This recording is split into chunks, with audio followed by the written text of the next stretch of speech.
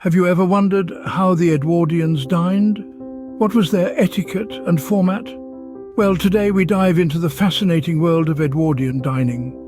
The Edwardian era, spanning from 1901 to 1910, was marked by opulence and grandeur, which was certainly reflected in its dining customs. Meals were not just about food, they were social events, a display of wealth and status, and a theatre of manners. Starting from the beginning, an Edwardian meal unfolded like a well-rehearsed play. The first act was the invitation. It was considered an honour to be invited to an Edwardian meal, and one was expected to respond promptly and formally. Next came the arrival. Guests were expected to arrive on time, not a moment too early or too late. Upon arrival, they would be directed to a drawing room where they would mingle until dinner was announced. The announcement of dinner was a grand affair. The butler would announce in a loud, clear voice that dinner was served, and guests would proceed to the dining room in a specific order based on their social standing. Once in the dining room, guests would find a banquet table laden with silver, crystal, and china.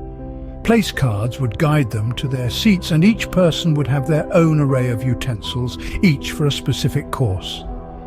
The meal itself was a multi-course affair, starting with hors d'oeuvres and soup, followed by fish, the entree, then the roast and salad, and finally the dessert. Each course was served by footmen who moved in a clockwork precision that was a sight to behold. Throughout the meal, conversation flowed freely, but there were rules. Controversial topics were avoided, and one was expected to converse with the person on their right during the first course, and the person on their left during the second. After the meal, ladies would retire to the drawing room, leaving the gentlemen to their port and cigars. Once the gentlemen joined the ladies, there would be music, games, or perhaps a bit of dancing to round off the evening. Looking back, Edwardian dining was a complex yet fascinating ritual.